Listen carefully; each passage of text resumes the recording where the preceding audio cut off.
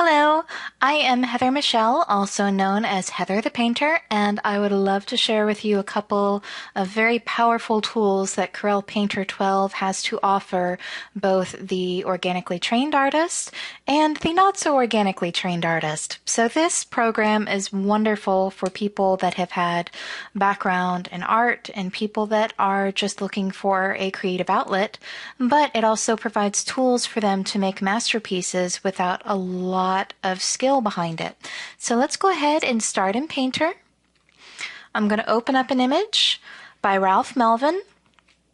You can see his work at ralphmelvin.com.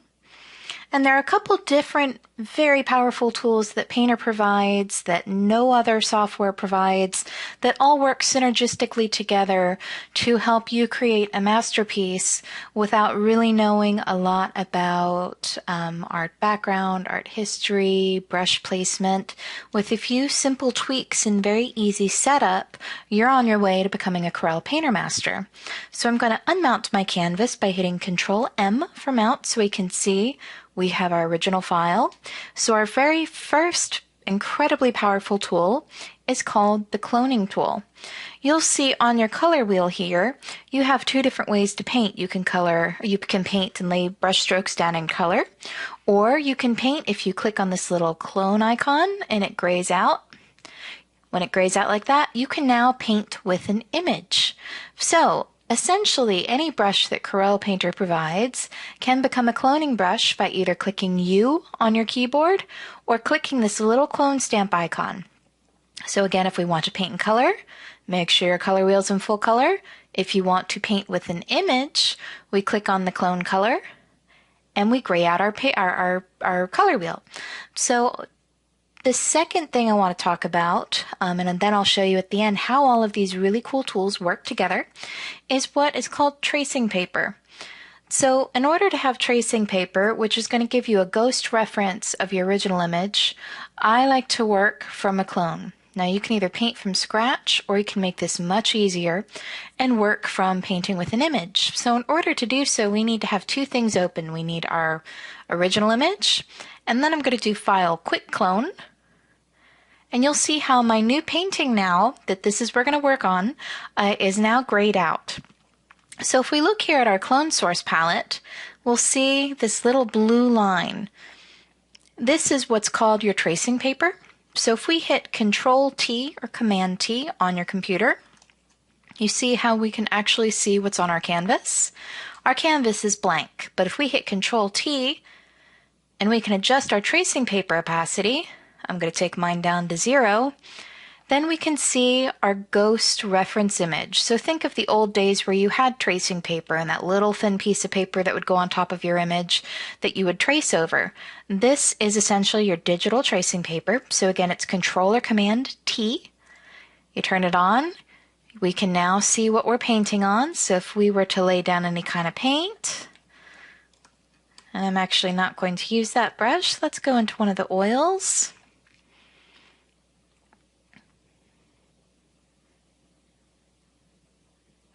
We'll do opaque ground.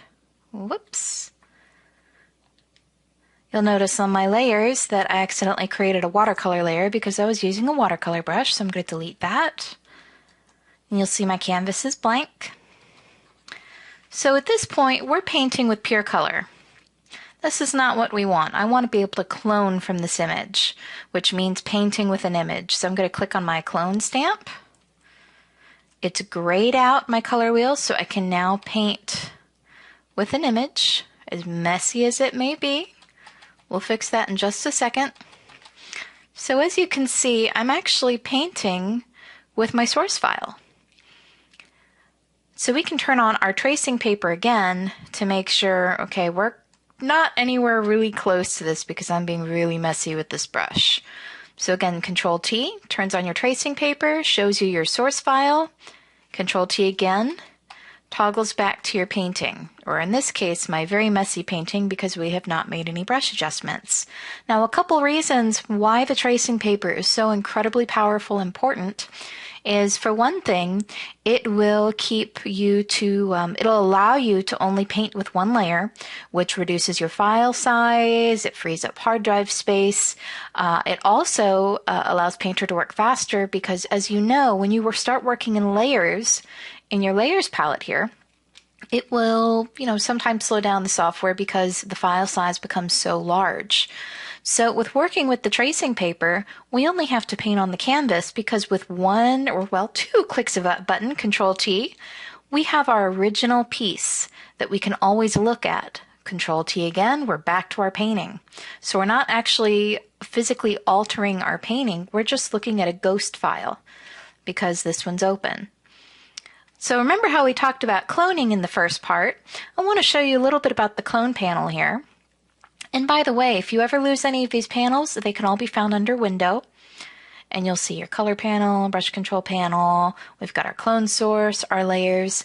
I try to keep it very, very simple. So for me, I have my brushes palette open, my property bar, my layers, my color, and my clone source. So keep it really simple.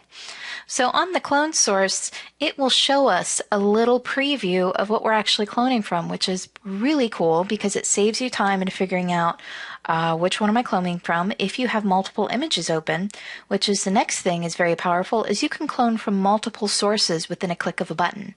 You just go down to your clone panel on this little bottom left here. You tell it, once you click on it, where to clone from. You can clone from yourself, you can clone from the original, or you can open up a new source to clone from. So now that we've got our clone panel in order, our tracing papers toggled on and off, I want to talk about the next really powerful thing is how to be able to optimize your brushes and be able to control the accuracy from the piece that you're painting from.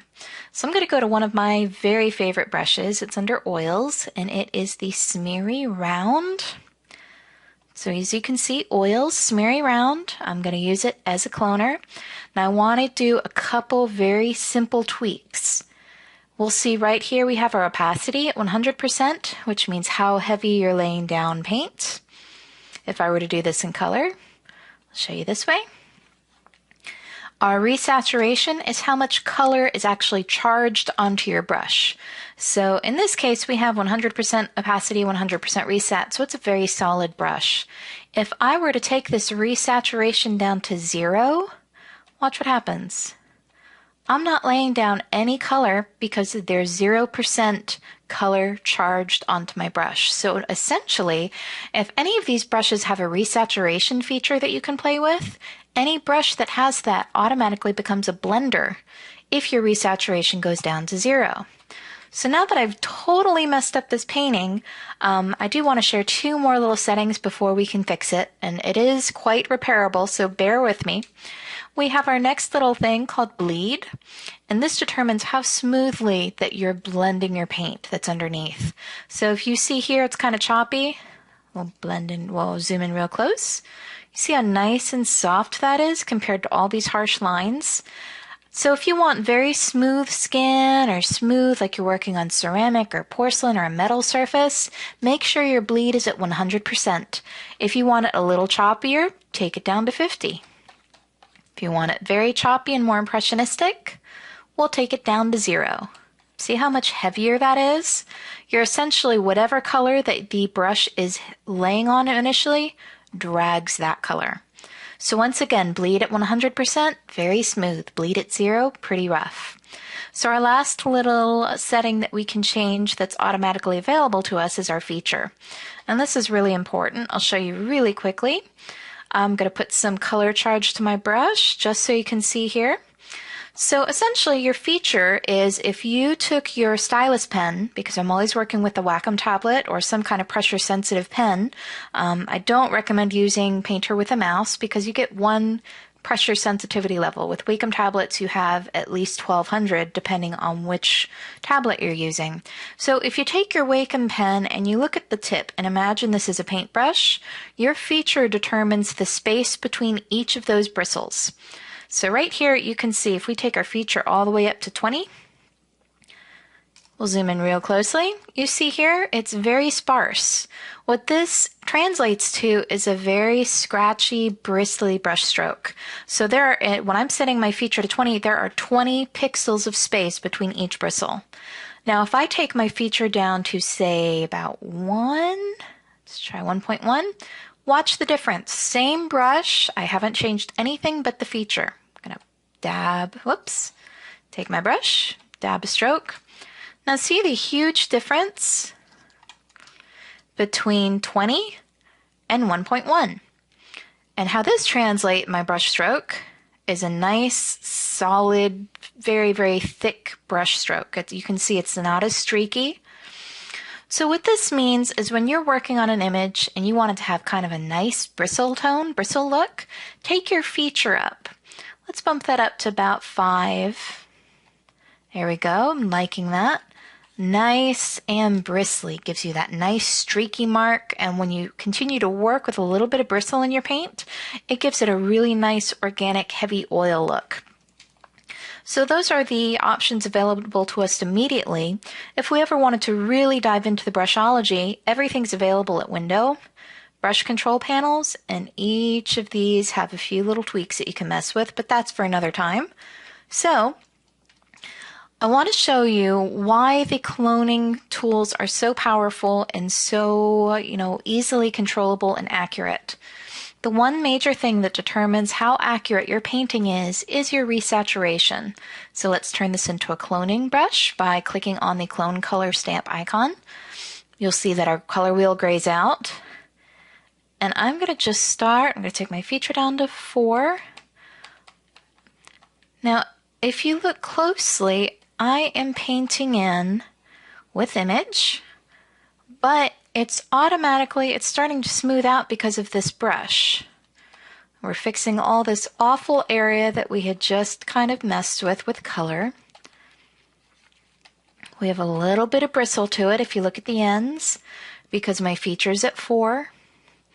And remember our tracing paper, if we go back to Control T, we can check out our ghost file to make sure that everything's where it should be. This is very important with people because this will help you keep track and keep the likeness of the person intact without moving cheekbones or highlights or have the nose a little bit too low. So we have cloned in a basic image here, just a little area.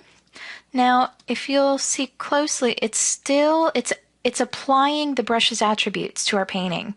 So that's a very accurate clone, but if I want something more painterly and less photographic, the absolute key here is to take your resat down. So I'm going to take it to about 30%. And you'll see we're still painting with an image. I'm going to take my opacity down to about 40. So at this point, we are creating a beautiful painting of this little boy, but we're not putting down color. We are painting with an image. So Painter is taking all the guesswork out of it for you. As long as you know a couple little tweaks with your brushes, we can make this very painterly looking. I can take my feature a little bit smaller. The rule of thumb here is the smaller the area, the lower your feature should be. Start painting along the directions of his face. So we went from pretty photographic to nice and painterly. And we can very easily switch back and forth between clone mode and color mode by simply clicking on this little gray icon. I'm going to sample a color with my dropper tool, or D. Put it a little bit lighter and brush in some color. Or we can add a little bit of color to his cheeks, just a little bit. There we go. So as you can see in this cheek, it's becoming very nice and painterly. So original to our painterly image, all with a couple of tweaks. So again, I was using my oil smeary round variant. And if you want to have kind of a nice gentle painterly look when you're cloning, make sure that your opacity is between anywhere about 30 to 50% depending on how heavily handed you paint. Take your resat down, try it about 20 or 30% in clone mode. So remember, clicking on your clone stamp icon in clone mode. If you want it super smooth, bump up your bleed to about 100%. And then depending on how large the area, you can see we have some scratchiness here that I love. It looks like you had a nice bristly oil hairbrush. Adjust your feature according to that size. So I hope you've enjoyed today, and I am heatherthepainter.com. Feel free to sign up for my newsletter. I also have Corel Painter tutorial DVDs, and I hope you have a wonderful time in Painter 12.